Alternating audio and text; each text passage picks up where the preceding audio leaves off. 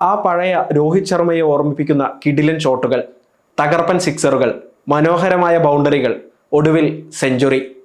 English ബോളർമാരെ തലങ്ങും വിലങ്ങും പായിച്ച് രോഹിത് ശർമ്മയുടെ ശക്തമായ തിരിച്ചുവരവ്.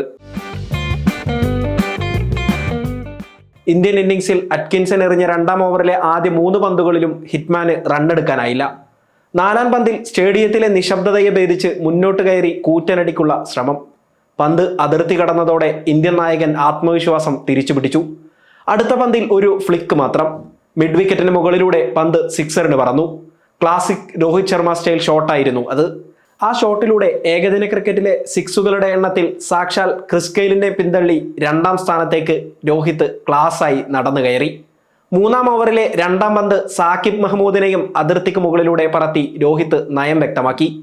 സാക്കിബിൻ്റേത് ഒരു മോശം പന്തായിരുന്നെന്ന് പറയാമെങ്കിലും അനായാസ ബാറ്റിങ്ങിലൂടെ രോഹിത് ശർമ്മ ഒന്നും അവസാനിച്ചിട്ടില്ലെന്ന് വിളിച്ചു പറഞ്ഞു.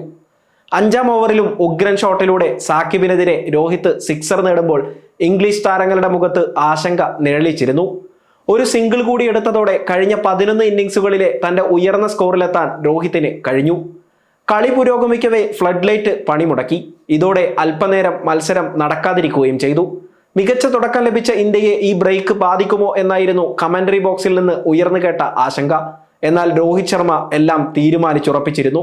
മത്സരത്തിന്റെ 9ാമത്തെ ഓവറിൽ ആദിൽ റഷീദിന്റെ പന്തിൽ മികച്ചൊരു ഷോട്ട്. പന്ത് ബൗണ്ടറി ലൈൻ കടന്നതോടെ സ്റ്റേഡിയത്തിൽ നിന്ന് ആരവം തുടങ്ങി. എങ്ങനെ അവർ ആഘോഷിക്കാതിരിക്കും? ഫോമില്ലായ്മയുടെ പേരിൽ ഏറെ പഴികേട്ട ഇന്ത്യൻ നായകൻ തന്റെ 58ാം ഏകദിന അർദ്ധ സെഞ്ചുറി പൂർത്തിയാക്കിയിരിക്കുന്നു. അതും വെറും 30 പന്തിൽ. പന്തുകളുടെ എണ്ണം കണക്കാക്കുകയാണെങ്കിൽ ഹിറ്റ്മാൻ നേടുന്ന 3ാമത്തെ വേഗതയേറിയ അർദ്ധ സെഞ്ചുറി. 2022 ബംഗ്ലാദേശിനെതിരെ 27 പന്തിലും 2024 ശ്രീലങ്കയ്ക്കെതിരെ 29 പന്തിലും 2023 അഫ്ഗാനിസ്ഥാനെതിരെ 30 പന്തിലും രോഹിത് ശർമ്മ അർദ്ധ സെഞ്ചുറികൾ നേടിയിട്ടുണ്ട്. മറുവശത്ത് ശുഭ്മാൻ ഗില്ലും തകർപ്പൻ ഫോമിലായിരുന്നു. 15ാമത്തെ ഓവറിൽ ശുഭ്മാൻ ഗിൽ തന്റെ അർദ്ധ സെഞ്ചുറി പൂർത്തിയാക്കി. പരമ്പരയിലെ തുടർച്ചയായ 2ാം അർദ്ധ സെഞ്ചുറി. 45 പന്തുകളിലാണ് ഗില്ല് പൂർത്തിയാക്കിയത്. എന്നാൽ അധിക നേരം ക്രീസിൽ തുടരാൻ ഗില്ലിന് കഴിഞ്ഞില്ല. മികച്ചൊരു യോർക്കറിലൂടെ ജെയ്മി ഓവർട്ടൺ ഗില്ലിന്റെ വിക്കറ്റ് തെറിപ്പിച്ചു. 52 പന്തിൽ 60 റൺസായിരുന്നു ഗില്ലിന്റെ സമ്പാദ്യം. 9 ബൗണ്ടറികളും ഒരു സിക്സുമാണ് ഗിൽ അടിച്ചുകൂട്ടിയത്. പരിക്കിൽ നിന്ന് മുക്തനായി തിരിച്ചെത്തിയ വിരാട് കോഹ്ലിയാണ് 3ാമനായി കളത്തിലിറങ്ങിയത്. എന്നാൽ കാര്യമായൊന്നും ചെയ്യാൻ കോഹ്ലിക്ക് കഴിഞ്ഞില്ല. 8 പന്തിൽ 5 റൺസ് എടുത്ത കോഹ്ലിയെ ആദിൽ റഷീദ് പുറത്താക്കുകയായിരുന്നു. രോഹിത് ശർമ്മ തന്റെ മിന്നുന്ന ഫോം തുടർന്നു.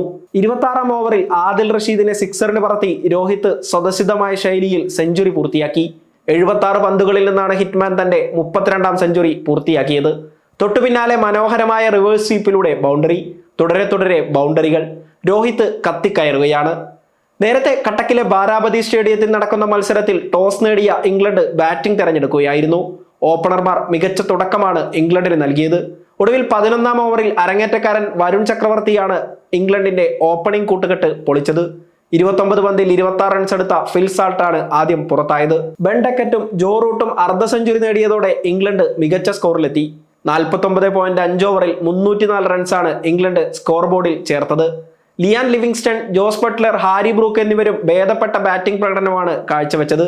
ഇന്ത്യക്ക് വേണ്ടി രവീന്ദ്ര ജഡേജ 3 വിക്കറ്റുകൾ വീഴ്ത്തി.